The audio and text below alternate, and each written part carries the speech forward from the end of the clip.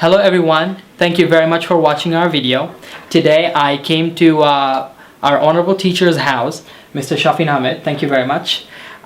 Today I'm in his room right now and I came to his house especially to interview him. We will be talking about his teaching techniques that he uses on his method for teaching his students, and also we will be talking about some students that go to different coaching centers but they're not really satisfied with the outcome they get of the courses they get enrolled in.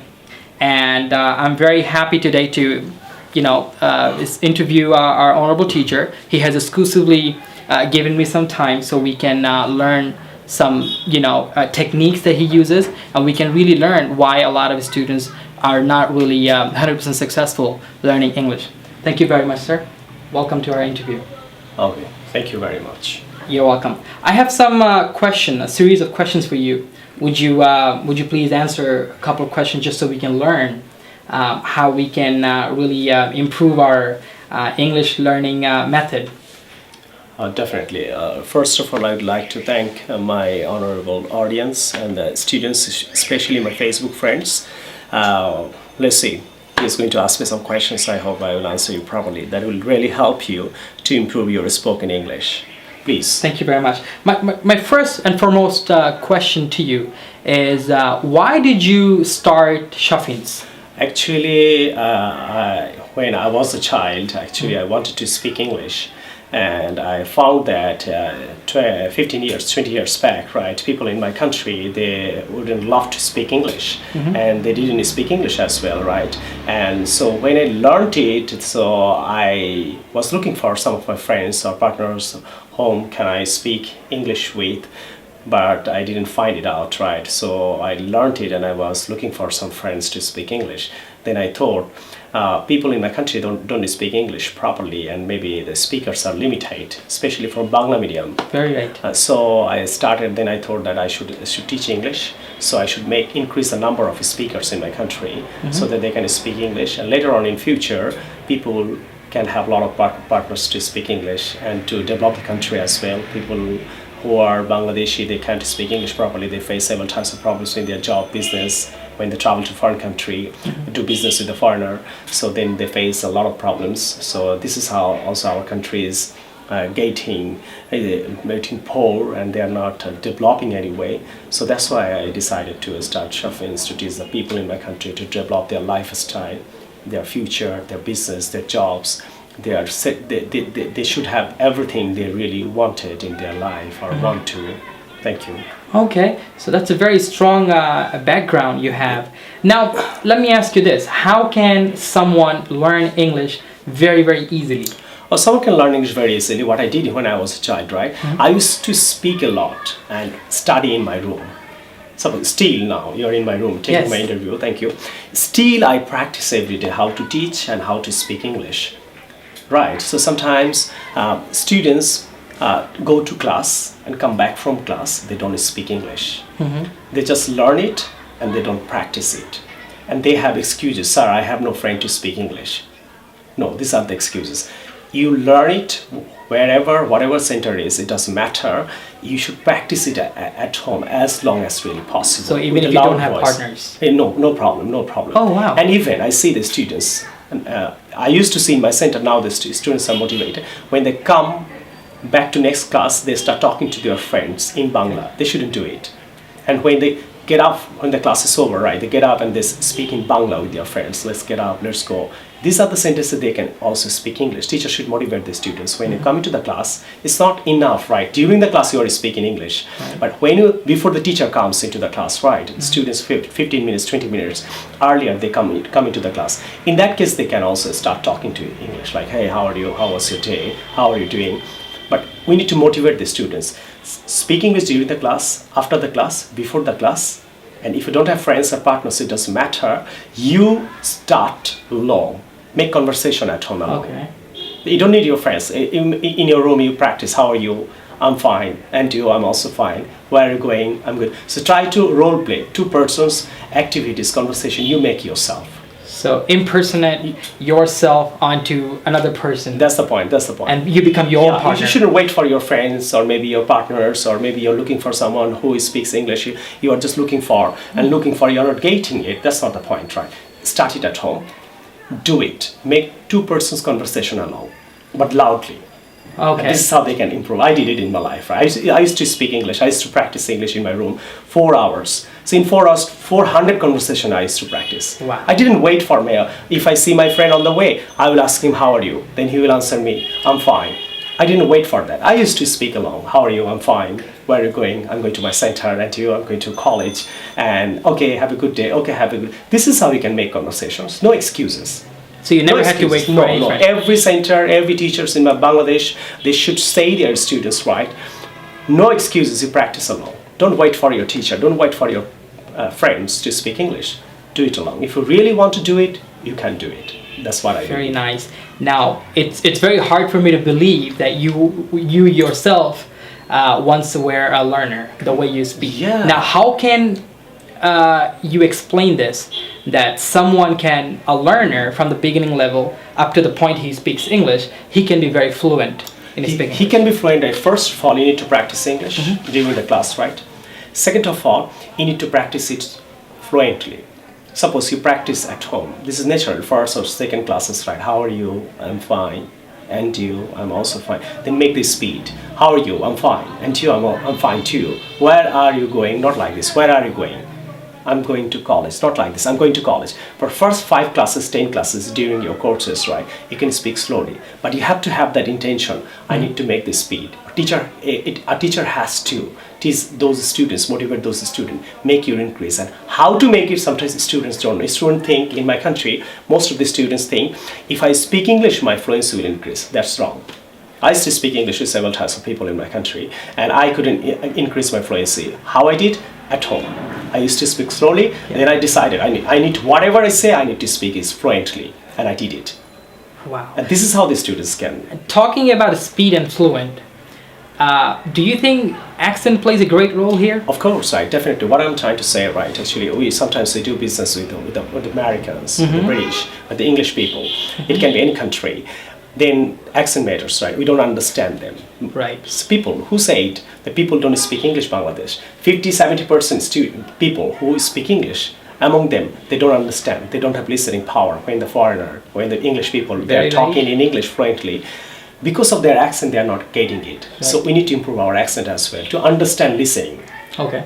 Accent doesn't mean that you will speak clearly and fine. It also helps you to understand the listening power. If you have this listening power as well, you can get into the jobs in call centers, especially in Bangladesh. You can work with the foreigner. You can join in an NGO. You can do business with international people.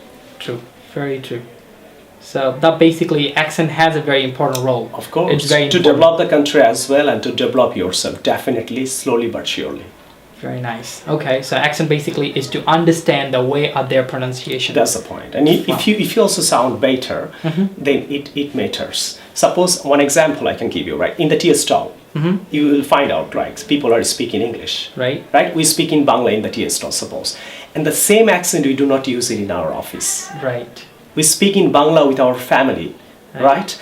But the same accent, we never use it in our business, in our school, college, university. True. If you use the same slang accent, like in the tea stall, you say your friend, chakabi, right? But do you really say the way you say your friend in the office to your boss, colleagues, chakabi? We use a little bit more formal language. That's called sound. But in English, what happens, right? The learners, those who speak English in my country, when they at the tea stall, the sound they use in English, their accent, with their family, the sound they use in English, the accent, the same sound they use it in the office. Correct. That means their informal sound they're doing it. That's why the foreigner, they always say, we have manners problems. That means if we do not change our sound, it seems like we are not truly educated. In Bangladesh, how we identify someone is educated, not English, through their Bangla accent. If someone talks clearly, formally in Bangla, we think she or he is educated. The way they actually use their language ability. Yes, in Bangla we can do it. Right. But we have formal accent and informal accent. But in English, we always use the same informal accent everywhere. You got the point now? I think talking about this, vocabulary is very important. People actually make mistakes with vocabulary. They actually do not remember a lot of them. So that's when the formal and informal thing comes in. What do you suggest for someone to remember vocabulary, as many as they read, so they actually they remember it, meaning they don't forget it? Actually, what happens in my centers, in every center what I try to see, the student always objects, sir, I can't remember the vocabulary. Why, sir? Actually, they learn vocabulary at home or at the center, they don't use it. Okay. You have to use whatever you learn. You learn 5 words every day. Okay. This what you try to use it in your Facebook. You chat with this word, or you say it, or you speak it. You need to use it in your daily conversation. Otherwise, you'll forget it. If you use it once, you'll remember it 3 months. Okay. If you use it twice, you'll remember it 6 months. If you use it 10 times or 20 times, right, you'll remember it all your life. So, Wow. learning vocabulary, that's not important. Okay. Just learn it and use it.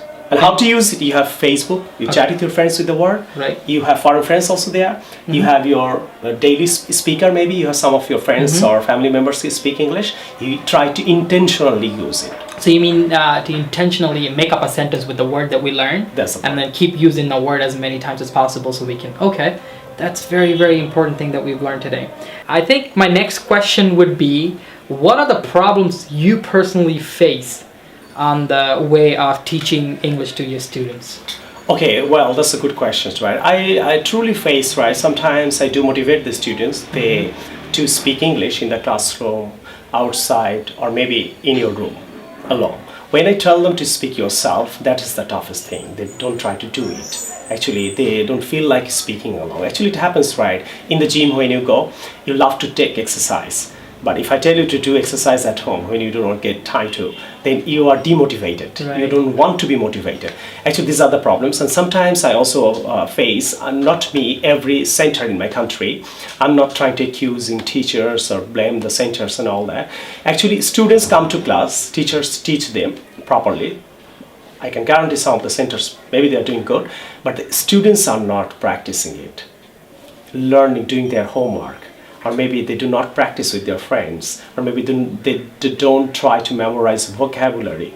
And these are the problems the students are doing, but the classes are passing day by day. They join class, go back home, no practice, no homework, they just come to class. And at the end of the course, they maybe blame the centers, the teachers, I couldn't learn English, I cannot speak English, sir. Or maybe that center is bad, that coaching is bad. Actually, sometimes students have problems. They Right. don't try to listen to their teachers, they don't do their homework, they don't read 5 or 20 vocabularies, whatever the teachers are suggesting them. These are the problems. Okay. So I think we need to motivate the students more and more, and nothing can change. So the problem can be solved by Yes, motivation. if you trade them, or if you shout at them, or if you do whatever something, if you hurt them, they will change the center. They'll go to another center, Okay. and they will be blaming or accusing those centers. That center is very bad. Actually, maybe students have problems. So you can't be They are not harsh. disciplined. They are not disciplined. They are not doing their homework. They are not practicing. And later on in different center, they will be insulting the previous centers and the Okay. teachers. So you can't be harsh at them. At the same time, you gotta be Right. very, very motivative. True. According to the way they want it. Yeah. I understand that. Now, being a biggest follower of you in your Facebook, I've been following you for quite a long time. Oh, okay. Now, Thank you. by following you, I actually noticed that you go to different countries. Yes. Yeah, you go, to way too many countries True. that someone can ever imagine. Now, True. how does that help you in teaching, process for you to travel to other countries? Actually, I have decided to travel different countries to make some video lessons, right? Actually, I'm a teacher. Students, definitely, I do believe they love me a lot. Actually, I have never seen some teachers are making lessons outside, in my country especially, and then I decided I should make some lessons in my country. Actually, I also I do video lessons in different places in my country, and I decided I'm going to visit 100 countries in my life, inshallah. And in 100 countries, I'll make 100 video lessons. And when they see me in different countries, they feel attracted to learn it. Actually, in teaching, you don't have to teach a lot. Don't try to teach a lot. Make the lesson interesting. Okay. It attracts you, and the students will be benefited. The student will be motivated to learn your lesson. Actually, to motivate my students, to grab their attentions, to attract them, to motivate them properly, I make different videos in different countries. To just attract the students in my country into learning English, and the different citizens, different people in my country as well. That's my To intention. level up the motivation That's my a little bit up. So that's my intention. okay. So you're fueling the motivation a little bit, so it helps you to motivate. True. Very nice. Now I appreciate so much that. I mean, that's all I wanted to ask you. There's many questions, and I really hope that the questions that I have asked him is really going to help a lot of the students out there that are trying to learn English, and that they have intention to actually be not just learn English, but be successful by learning English in their life. And he has provided or given us a lot of good suggestions and advice. I think if we follow through and we keep up with his upcoming next videos, I think we can be really benefited, and we can really learn a lot throughout the process of just watching his video, let alone coming to his classes. So I appreciate it. Thank you so much, sir, and I hope to interview you soon. And thank you for your time. Have a great day. I'm really glad to see you in my home today, and thank you for asking several questions. I'll come back soon. And dear Facebook friends, and especially my YouTube followers and all that people, what I'm trying to say, this is Shafin Ahmed. I would like to tell you, right, actually these are the things, right, he was asking me. Some students are facing problems, like how to improve their English. Actually, students do have problems as well. I hope the teachers in my country are international. They will love my advice.